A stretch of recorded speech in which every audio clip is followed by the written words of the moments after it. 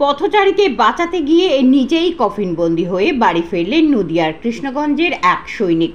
ভারতীয় সেনাবাহিনীর প্রতিরক্ষার সুরক্ষা বলয়ে দেশের প্রতিটি মানুষ কখনো দেশমাতৃকার রক্ষার জন্য, কখনো বা দেশের মানুষের প্রাণ বাঁচাতে নিজের জীবনকে উৎসর্গ করেন ভারতীয় সেনাবাহিনীর জওয়ানরা।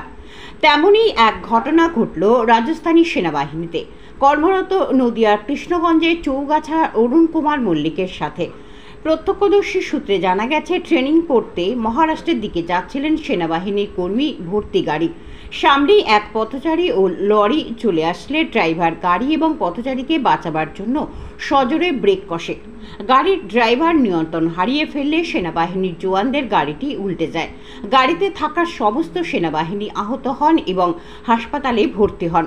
সবাই আহত হয়ে বাড়ি ফিরলেও অরুণ কুমার মল্লিক মারাত্মক দুর্ঘটনার শিকার হয়ে কেন্দ্রীয় হাসপাতালে দীর্ঘদিন ভর্তি থাকার পর না ফেরার দেশে যাত্রা করলেন অরুণ কুমার মল্লিক।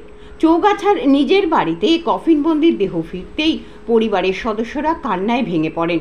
অরুণের দাদা তরুণ মল্লিক কেঁদে বলেন, ভাই বলেছিল দুর্গাপুজোয় বাড়ি আসবে, পুজোতে ভাই না আসলেও আজ কফিনবন্দি অবস্থায় ঘরের ছেলে ফিরে এলো ঘরে। তাকে শেষবারের মতো বিদায় জানাতে অগণিত গ্রামের মানুষ ভিড় করেছিল এই সেনাকর্মীর বাড়িতে।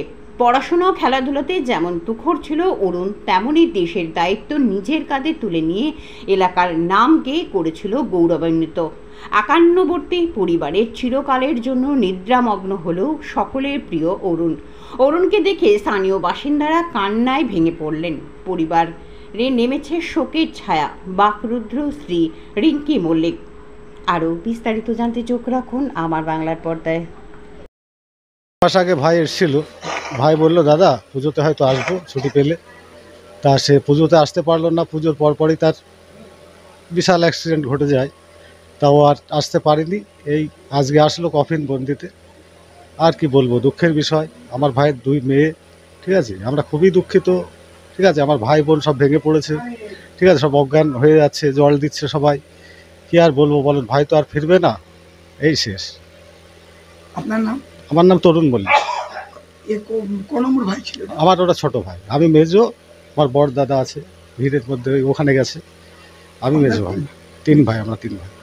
আপনাদের মধ্যে একমাত্র ভাই এই চাকরি করতো? হ্যাঁ, ওই চাকরি করতো। আমি কিছুদিন এনভিপি করেছিলাম 4 বছর মতো, তারপর আমার চলে যায়, ঠিক আছে। আর দাদা ভাই প্রথমে আন্দামান থাকতো, বর্দা সোনার দোকান ফোকান আছে। পরিবারের পাশে দাদা হিসেবে কিভাবে দাঁড়াবেন?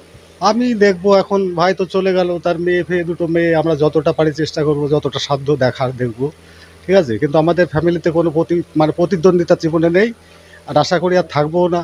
ভাই তো গেছে, মেয়ে ফেয়েদের আমাদের গার্জেন হিসাবে দেখতে হবে। আর কি বলবো বিষয় বলুন, তাছাড়া তো আমাদের কিছু দুঃখের বিষয় আর কিছু বলার তো নেই। বলুন, দেখবো যতটা পারি আমরা দেখবো, ঠিক আছে, চেষ্টা করবো। আমার নাম তরুণ মল্লিক। দাবি ত্যাগ। এই চ্যানেল কোনো প্রচার করে না হিংসাত্মক, ক্ষতিকারক বা অবৈধ কার্যকলাপ। এই চ্যানেল দ্বারা প্রদত্ত সমস্ত বিষয়বস্তু শুধুমাত্র একটি শিক্ষামূলক উদ্দেশ্যের জন্য। ধন্যবাদ। শুভেচ্ছা টিম আমার বাংলা নিউজ।